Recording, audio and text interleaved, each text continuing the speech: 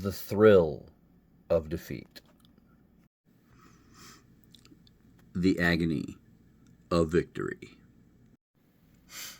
Welcome to another episode of Grozz World of Sports Gaming. Up first, baseball. All right, starting off this week with Action PC Baseball from DK Sports, the 2025 edition. We are in 1986, and the 86 season so far that I have been running is through July 31st. So we're going to play August for you today. And just a quick little standings update heading into the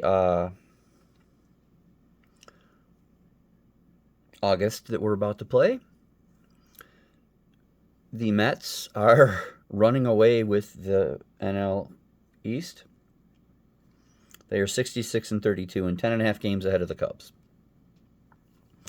The Dodgers are in a battle with the Astros and the Giants for the West. Dodgers are 59-42, and they're 4.5 ahead of the Astros and 5.5 ahead of the Giants.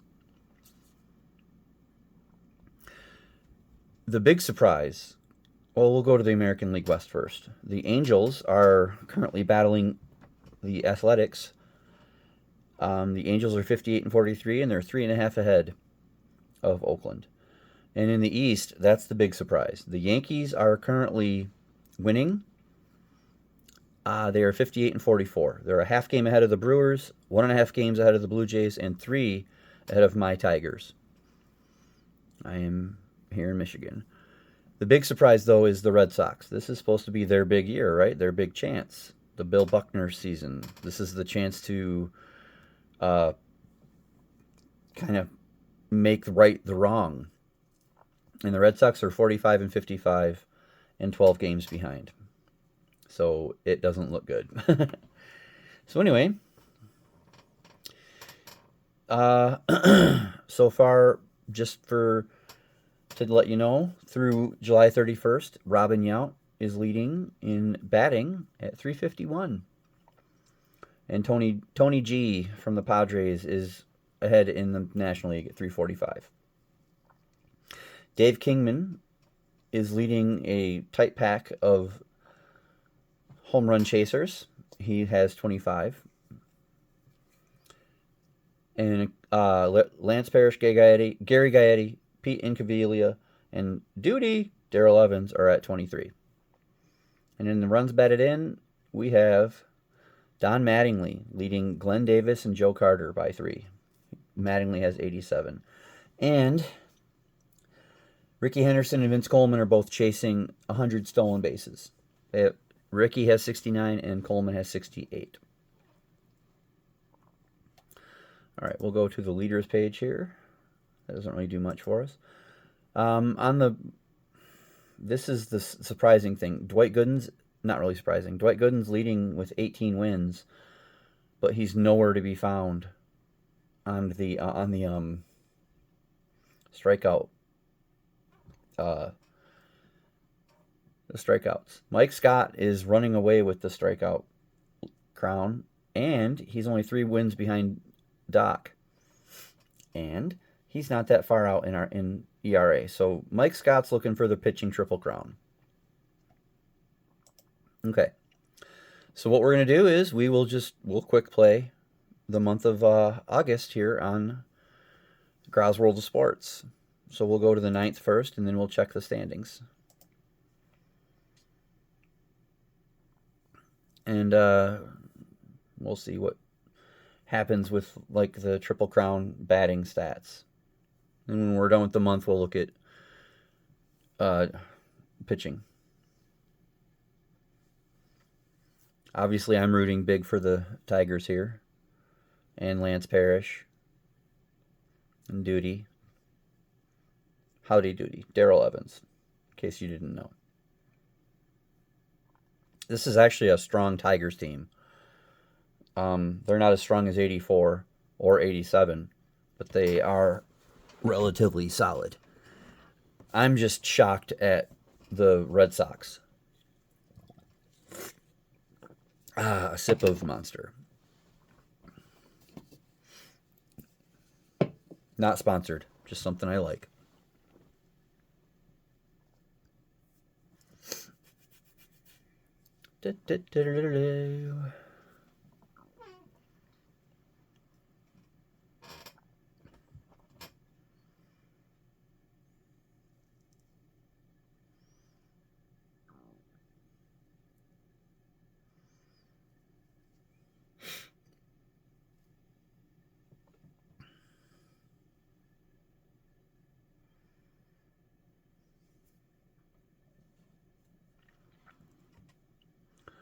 All right, through the ninth. Wow, Dave Kingman only hit one home run that month or that week.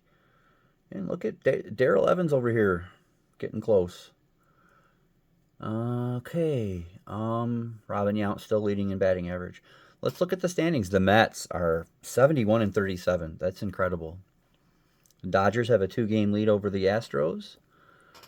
The Angels have a 1-game lead over the A's. And look at there. The Tigers have a half-game lead over the Yankees. The Tigers are leading 1986 so far. And the Red Sox were 5 and 3 in that run, but they're still 11 and a half games behind. Can they make the improbable comeback? Let's go through the 16th.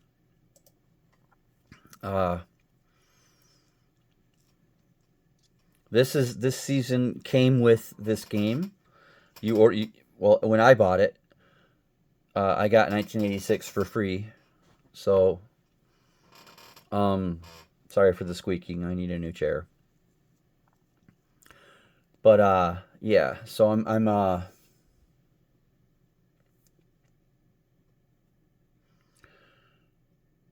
running through the free season and enjoying it. I like a good season where the Tigers are competitive, or whatever Detroit team there is. I like it when they're competitive. I'm just shocked at the Red Sox. I mean, this is the World Series Red Sox. I don't understand. The Mets are showing up. And how?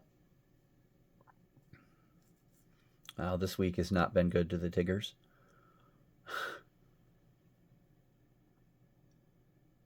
At all.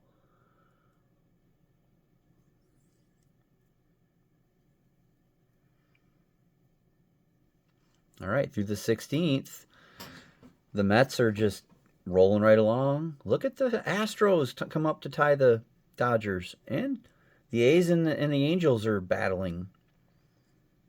And the Tigers now are 4 behind the Yankees. They did not do good that week. Red Sox. Let's see. The Red Sox were 50 and 55. Is that right? No, they were 45 and 55, I think. I can't remember exactly where they were. Excuse me. But they are 54 and 62. 14 games out, though. Tony Gwynn now leads the majors in batting average. George Bell came out of nowhere and is leading in home runs. Don Mattingly and Glenn Davis from the Astros, 101 RBIs each. And Vince Coleman and Ricky Henderson are both still chasing 100 stolen bases, and I think they're both going to get it. Wow. Let's just look at Dwight Gooden, 19 wins. Mike Scott hasn't won yet, or he didn't win in that span, so I don't know. We'll see. All right, through the 23rd, let's go Tigers. Honestly, this is a fun Mets team too, so I'm kind of rooting for them. Excuse me, anybody but the Yankees. And the Yankees are looking really tough.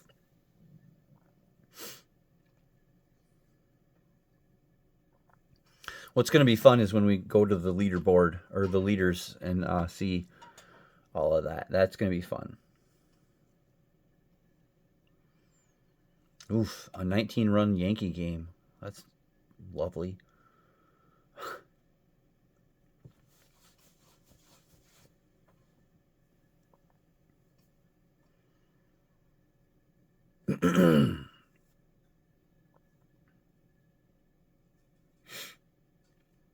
It's looking like the Tigers are starting to fade a little, possibly.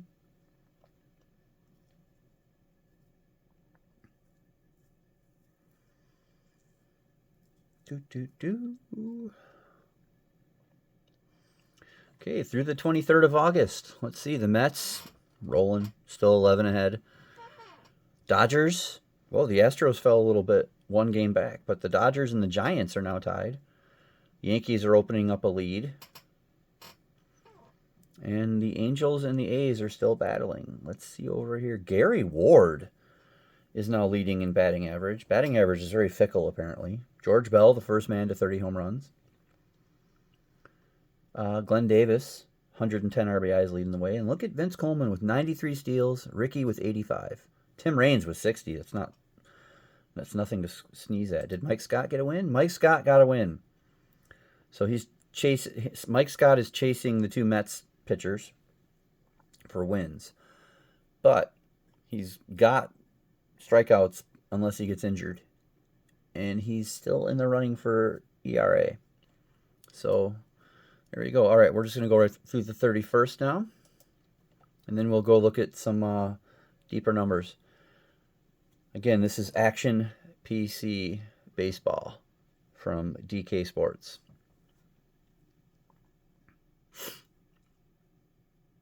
A lot of the four main sports will come from Action PC. I love the depth of their stats. It's everything that I need in a game. Like if I was rolling these games myself on like APA on the tabletop, I would be keeping not fielding stats, blah, but I would be keeping all these other stats, hitting and pitching. This is right up my alley. Come on, Tigers, what are you doing? Wake up. Been losing constantly lately. I'm not happy about that. Not happy at all. Beat the Angels. There you go. There you go. Get a win.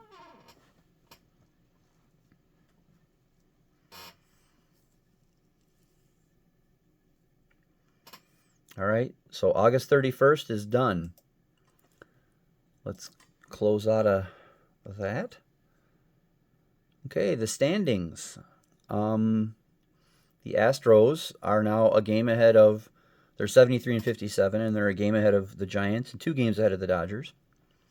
The Mets are 81 and 49 and just running away with it. The Angels are 77 and 53, best team in the American League by percentage, and they're 3 games ahead of Oakland. And the Yankees are 75 and 56, and they are 3 games ahead of the Brewers and the Blue Jays and 4.5 ahead of the Tigers. And the Red Sox are 63 and 67 and just struggling to get back to 500. That is lovely. Okay, batting leaders over here. Don Mattingly is leading the American League at 343, and Tim Raines is leading the National League at 338. Home runs, George Bell is leading with 32, and there is not a National League player in the top 5. Although, in the runs batted in, Glenn Davis from Houston is leading the majors. Vince Coleman with 100 stolen bases. Ricky Henderson with 89 and Tim Raines with 68. Over here we've got Nolan Ryan with with a 2.29 ERA, leading Mike Krukow, Ron Darling, and Mike Scott, who's still there. Dwight Gooden is the first pitcher to 20 wins in either league. Teddy Higuera is leading the American League with 16. And Mike Scott has 285 strikeouts, so he's got a fantastic chance at 300. And Dave Righetti from the Yankees with 32 saves. So that's kind of interesting. Now, let's go see who the MVPs are.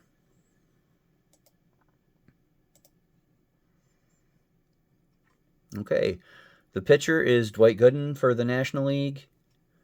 And, Joaquin Andujar for the American League from the A's. He's in a tight battle with Teddy Higuera and Tim Leary. So, and then on the MVP side for the hitters, the American League is Don Mattingly, and the National League is Tim Raines. That's interesting. Let's see. Has there been any cycles? I wonder where I can find that.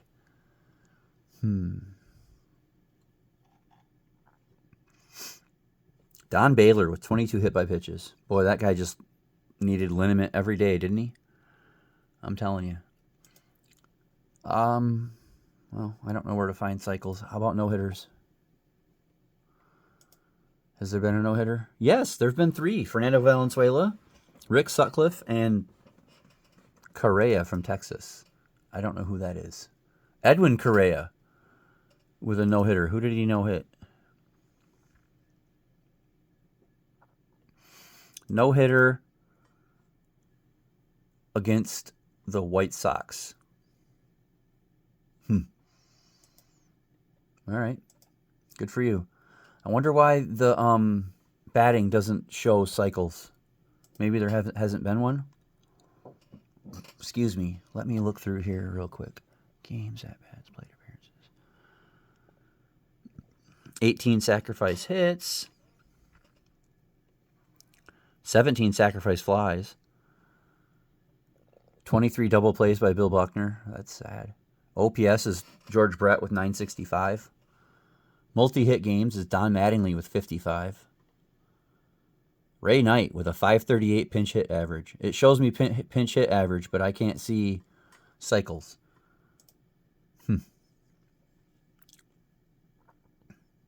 All right, well, that was the August for 1986. Hope you enjoyed that. We'll be back to that another time. And coming up next will be basketball. All right, basketball from Action PC Basketball by DK Sports. We are going to do an update on the 78-79 NCAA basketball season.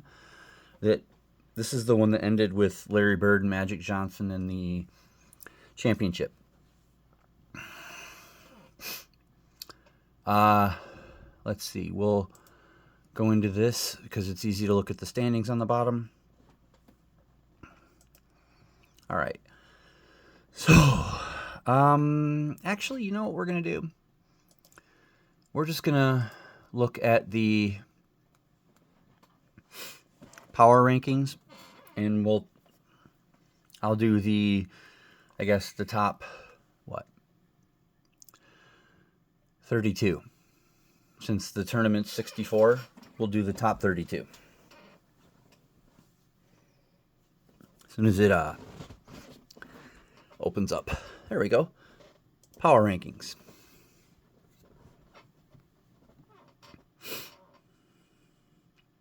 Just got to let it do its thing here while you listen to my squeaky chair. It's probably going to be the thing of the video. There, see, it just takes a minute to generate. All right, so we'll do the top 32. Okay? In 30, let's see, can we make it bigger? Zoom in. Can we zoom again? How far can we zoom in so that you can see it? Well, that's probably good. Okay. In 32nd place, we have Vanderbilt at 11-4. 31st, Georgia Tech at 11-3.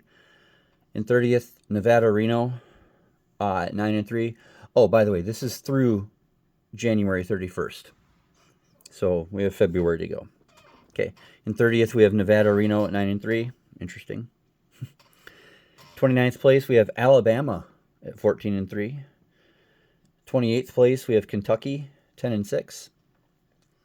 In 27th, we have Detroit at 13-4. 26th, we have San Francisco at 13-2. 25th, we have Tennessee at 15-5. 24th, we have Utah, 14-7. 23rd, we have Notre Dame at 11-4. 22nd place, we have South Alabama at 13-0. They're undefeated. Probably happy to be in the top 25. 21st place, we have New Mexico at 12-3. 20th, we have Virginia Tech, 11-4. And 19th, we have Virginia, 12-5. 18th, we have Texas at 14-4. 17th, we have Purdue, 13-6. 16th, we have UNLV at 15-6. At 15th, we have LSU at 13-5. Okay, 14th, we have North Carolina, 11-7. 13th, we have Florida State at 11-6. 12th, we have Oregon State, 13-4. 11th, USC, 13-5. 10th is Louisville at 17-4. 9th is Indiana State with Larry Bird at 11-3. 8th is Georgetown at 13-1. 7th is Marquette at 13-3. 6th is BYU at 15-5. 5th, Arkansas, 13-2. 4th, Syracuse, 18-1. 3rd, UCLA, 14-3. 2nd, Michigan State with Magic Johnson at 15-1. And in first place is Duke, 18-0. Undefeated, 18-0. Let's see. Let's go all the way to the bottom and just see. Wow, this, you got to be pretty bad, right? Eastern Michigan is 3-13 and they're 255th. And you got to be bad because at 242nd place is Portland State, who's 0-16. So you got to be pretty bad to be worse than an 0-16 team. I mean, but anyway, that's your basketball update. Coming up, we will have a wrestling announcement. All right, big announcement. To honor an integral member of the Four Horsemen, former U.S. heavyweight champion Steve Mongo McMichael passed away this week, and he will be featured in a wrestling card coming up, a pay-per-view. So let's root for one of the unheralded members of one of the greatest groups of all time. And I think he's a double Hall of Famer, NFL and wrestling. Up next, NFL. All right, we're in our football version, or our football section, and today we will also be, as in wrestling,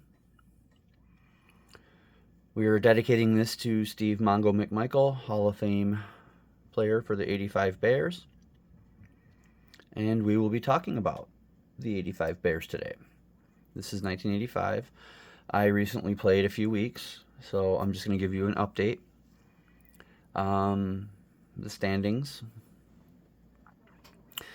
Let's see. Kansas City is leading the West. I don't know what.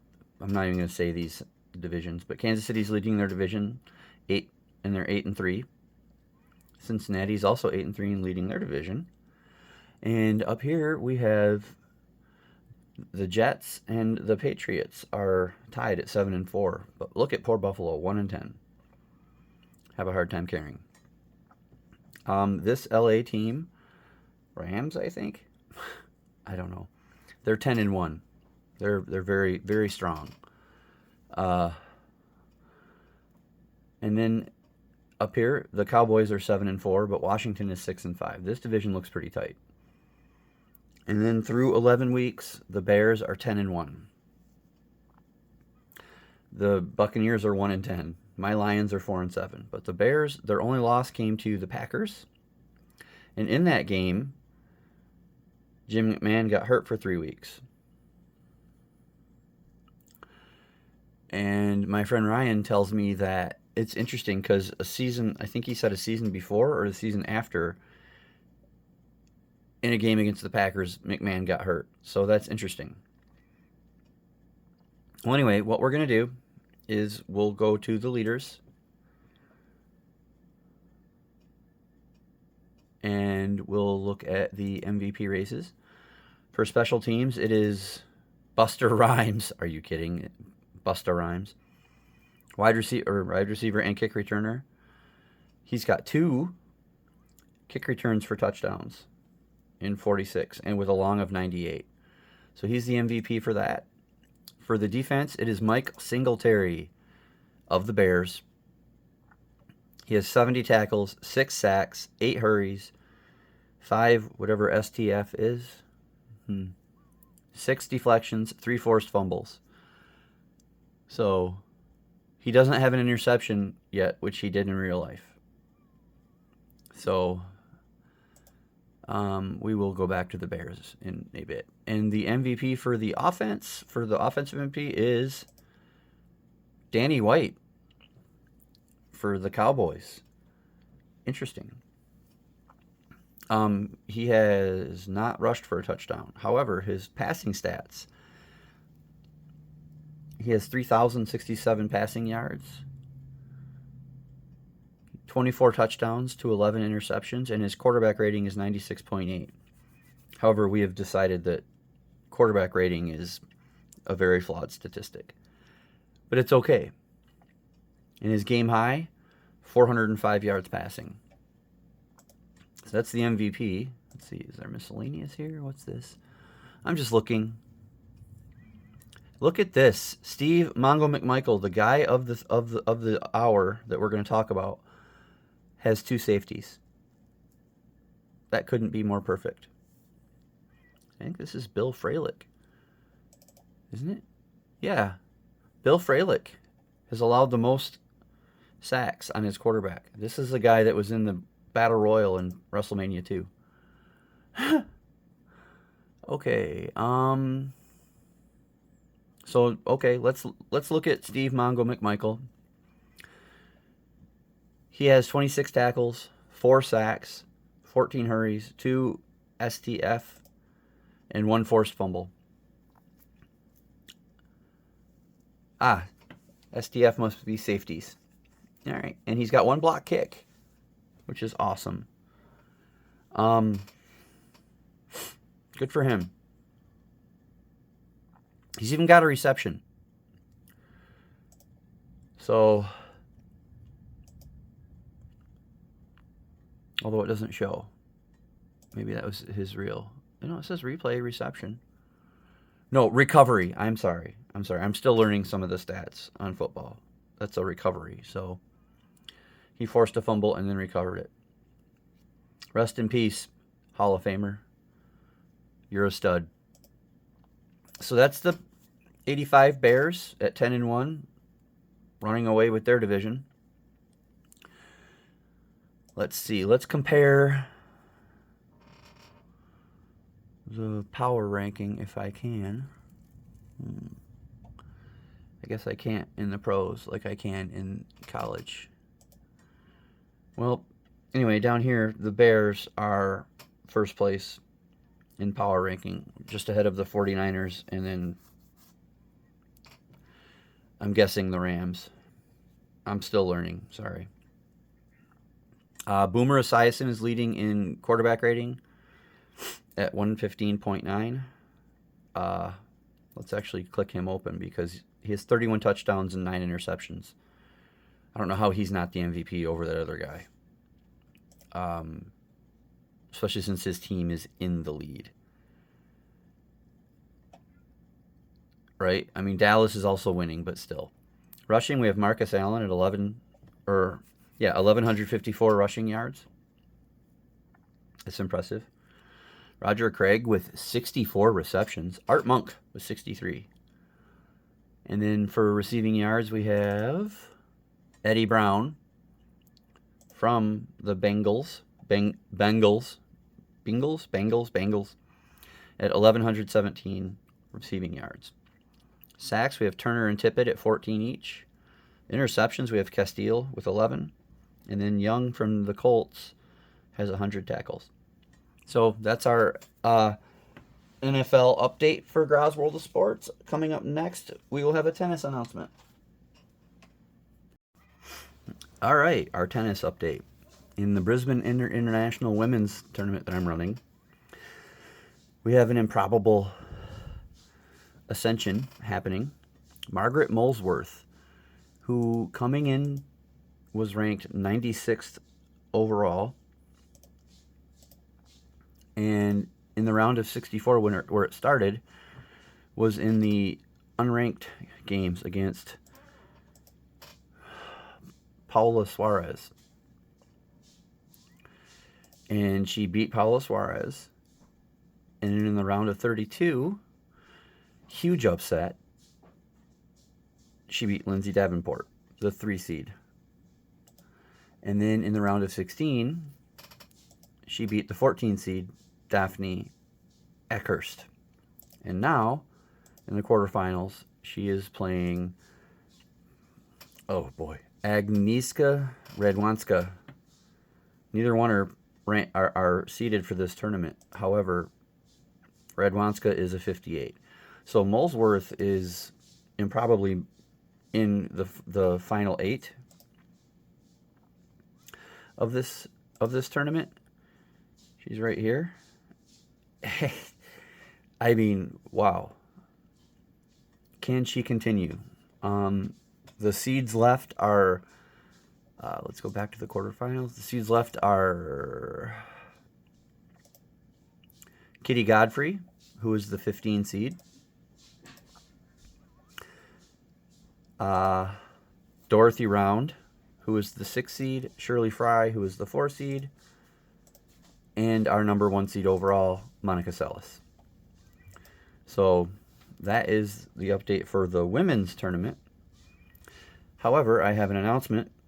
I recently acquired all of the men that are offered in this game.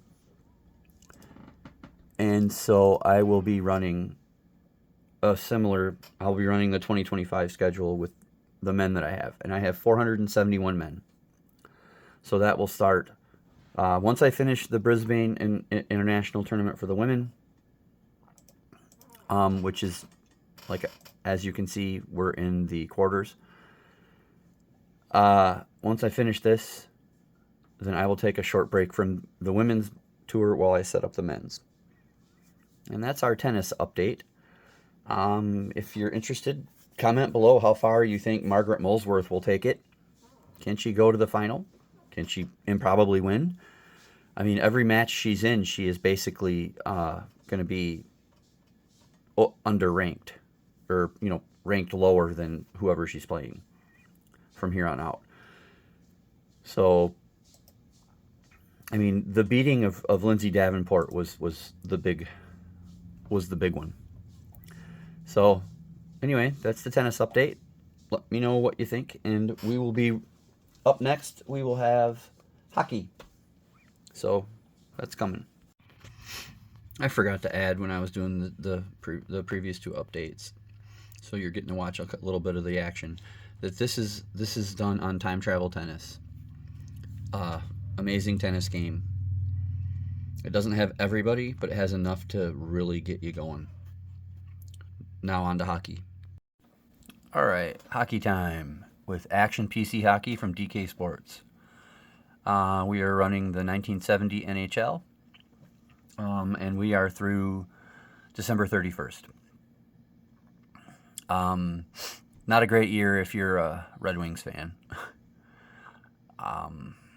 But boy, if you like the Bruins or the Blackhawks, this is your year. And the Canadiens, obviously. So I guess I'll just run through the standings real quick, and then some stats. Okay, California is 5-23 with 7 ties and only 17 points in 35 games. That is just ridiculous. They're barely averaging 2 goals a game. Just awful. Awful. St. Louis is 9-20-6 with 24 points. Not much better. Philadelphia is 9-18-7 with 25 points. LA is 10-14-9 with 29 points. Pittsburgh is 12-20-6 with 30 points. Minnesota is 12 and 16 and 8 with 32 points. And sorry for the noises. My cats are being stupid right now. And then the Blackhawks are 20 and 6 and 9 with 49 points. Just running away with that division for right now. Yeah. And then in the other division, Buffalo is 8 and 21 and 5 with 21 points. And then the Red Wings are 10 and 20 and 5 with 25 points. Not looking very good. Vancouver is 10 and 18 and 9 with 29 points. And then we get to playoff contenders. Toronto is 17 and 11 and 8 with 42 points. New York Rangers are 23 and 8 and 6 with 52 points. No Islanders yet. Maybe it's too early for them. The Canadiens are 27 4 and 4 with 58 points, and the Boston Bruins are 28 and 1 with 7 ties and 63 points. They're 28. They've only lost one. It's incredible. And if you look at the stats, you'll see why. They've got the top 2 guys in goals, the top 3 guys in assists, and they've got 4 of the 6 All-Stars, including Bobby Orr and Phil Esposito. I mean, wow. And Chicago's looking good because of the Hull boys, Bobby and Dennis. But Bobby Orr, 72 points so far with 18 goals and 54 assists. And Phil Esposito is leading the way with 38 goals and 36 assists with 74 points. Now let's look at the leaders. Let's see, hat tricks. Esposito has had 2. That's crazy, right? Just crazy. Plus minus, Esposito and Bobby Orr are leading the way with plus 53. Whew. Man, are there any Red Wings on any of these? Where's Gordie Howe? Excuse me. MVP race. The goalie is Ed Jacquemin from the Rangers. A goal against average of 1.93. Whoa. And 6 shutouts. That's impressive. And then over here, for the skater MVP, it is Phil Esposito. Not a surprise. I mean, he's leading the league in goals and he's second in assists. So let's see, miscellaneous. We just looked at that. Offense. Let's see. Where's Gordie Howe? Is he on here at all? Goals. Actually, I'm just going to look at the Red Wings. Oh, maybe this is after Gordie Howe played. My bad. Wow. They just don't have anybody. Tom Webster and Alex Delvecchio are leading their team with 11 goals. And in assists, it's Gary Bergman and Alex Delvecchio with 14. It's just not a good team. I guess, well, there's Gordie Howe. He's injured. Wonder, oh, that was interesting. Where is he? He's injured. He's only 9 goals and 11 assists. How long is he injured for? Out. It just says out. For how long? Return date, January 26th. So he's got almost the entire month of January still to be out. That's rough for this team. So, but that's your 1970 hockey update. I'm not sure how many teams make the playoffs in hockey. I guess we'll find out at the end of the season. But there you go.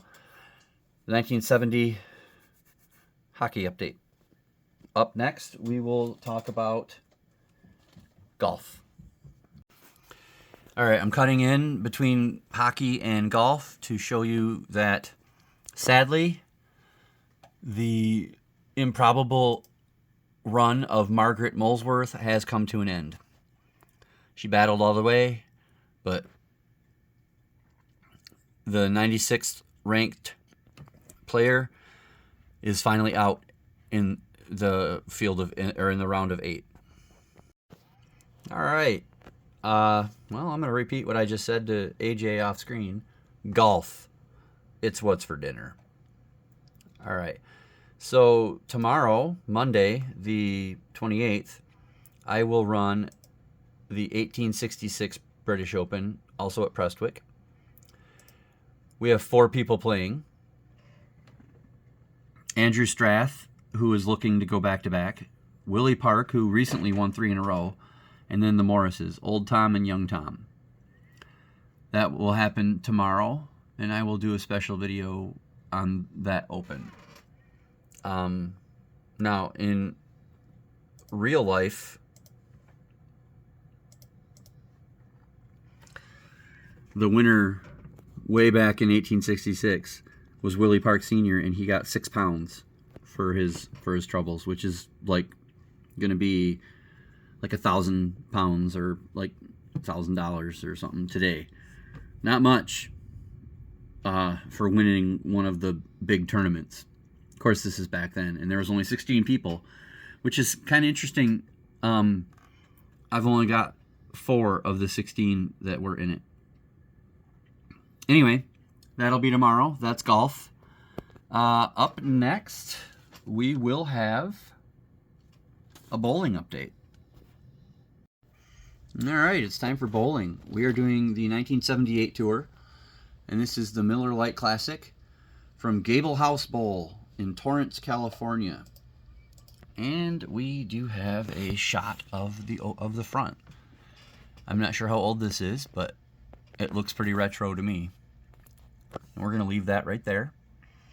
And we're using Bowling for Windows. Let's move this right here.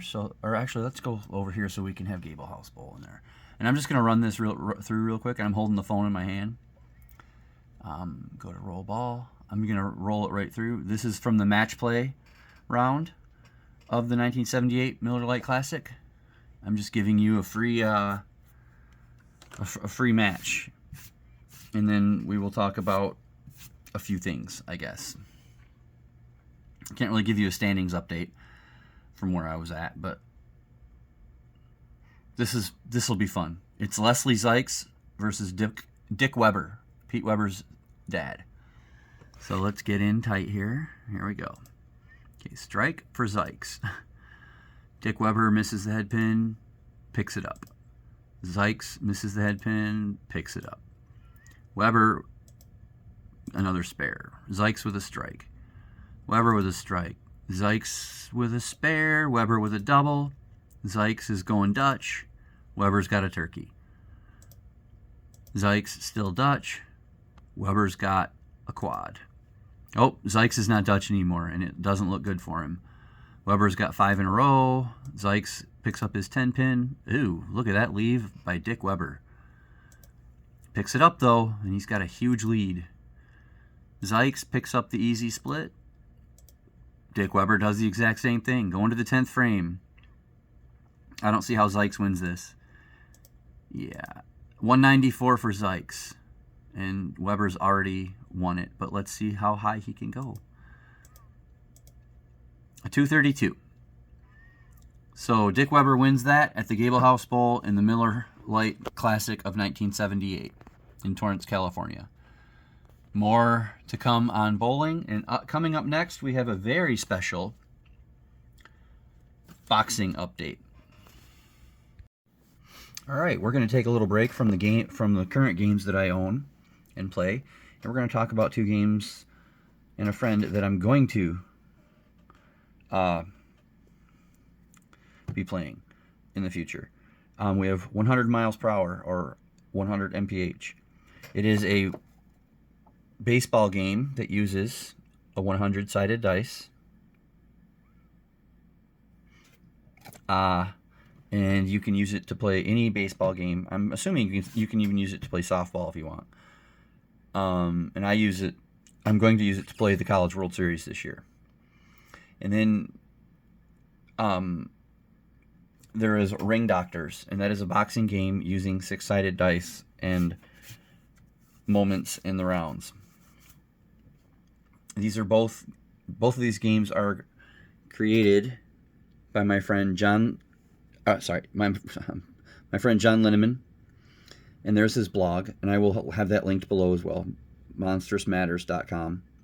It's a nerdy blog. It's not all sports, but he's creating both of these games. The 100-sided die baseball game he was already creating when I met him, but Ring Doctors was kind of an idea that I asked him if he had ever thought about a boxing game, and he just went to town, and it's looking good. Other things that he has: Rung Doctors, a competitive ladder climbing simulation, and that is in conjunction with turkey bowling, the standing still contest, and how long can you go without sniffling or clearing your throat. All of those will be free. The 4 of those: ladder climbing, turkey bowling, standing still, and how long can you go without sniffling or clearing your throat. They will be free. If you want to get a hold of John, go to his blog. Read up on stuff that he does. The 100-sided die game, the 100 miles per hour, is very easy. You basically just take up the player's base stats, you put them in, and it gives you ratings, and then you roll the dice. And the first roll decides on the pitcher or batter, and then whatever. In the future, I will showcase it. And I'm eagerly awaiting his Ring Doctors. So, okay, up next, we will have a boxing update with probably the greatest upset in the history of sports, and I don't think I'll ever beat it. Welcome to boxing. In a career that didn't amount to much. I mean, he had to win, what is this, 1, 2, 3, 4, 5, 6, 7, 8, 9 fights just to get his first main event against a nobody who at the time was undefeated. And he did win an awful lot of fights before he lost his first fight. He lost against Tony Licata for his first minor belt in the middleweight. He drew with Bad Benny Briscoe, which is impressive. Then he lost to Vito Antuofermo.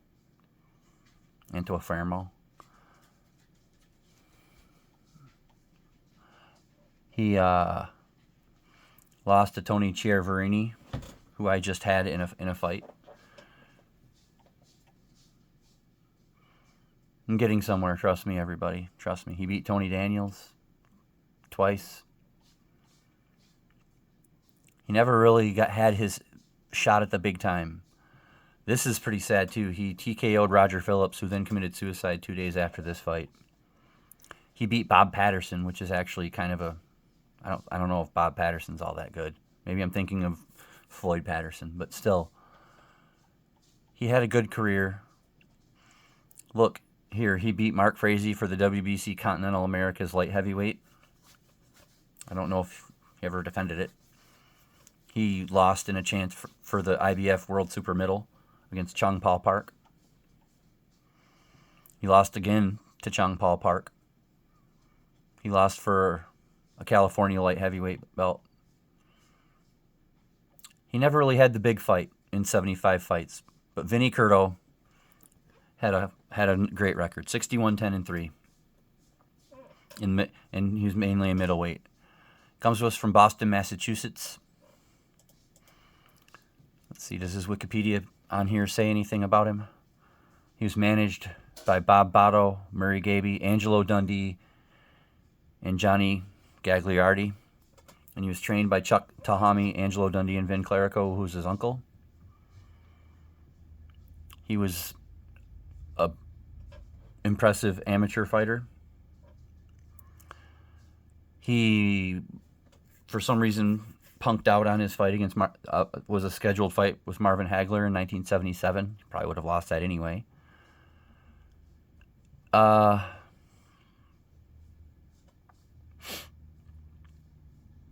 He was once managed by actor Sylvester Stallone. Vinny Curto. According to BoxRec, let's see if it still shows him where I was. It does. Beautiful. According to BoxRec.com, he is rated 1,227 in the middleweights. in a career that spanned 1972 to 1996. Vinny Curto. Seems like an underdog who never quite got his big shot. Well, in my middleweight ranking tournament, he got his shot. He fought Seferino Garcia, who, according to BoxRec.com, is rated 27th best all time for middleweights. Matter of fact, let's look up Seferino, shall we?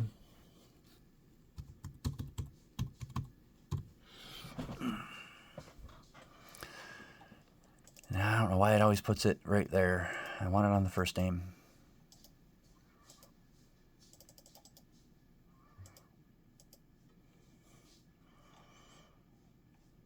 Okay, Seferino Garcia is ranked 27th best all time in the middleweights in a career that spanned 22 years and 121 victories with 77 coming by knockout. 30 losses and 14 draws. So this is the number 27th all-time best middleweight, and Vinny Curto is the 1,227th. Maybe Seferino was 24th. However, in my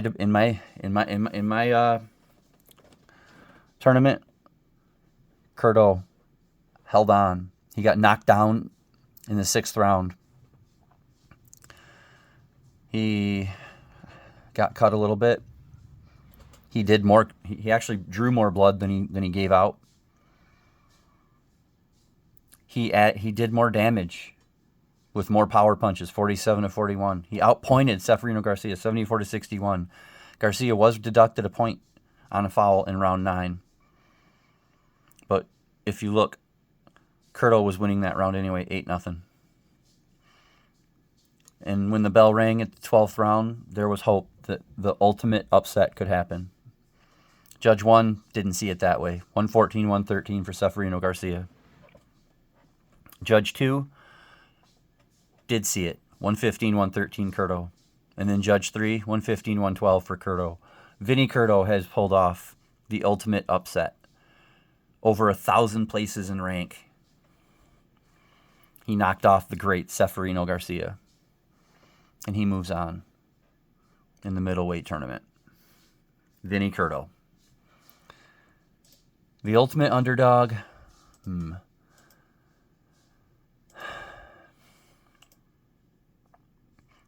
Who is finally getting his shot. Congrats. That's our boxing update. I hope you enjoyed. This has been Grozz World of Sports Gaming. The thrill of defeat, the agony of victory. See you next week.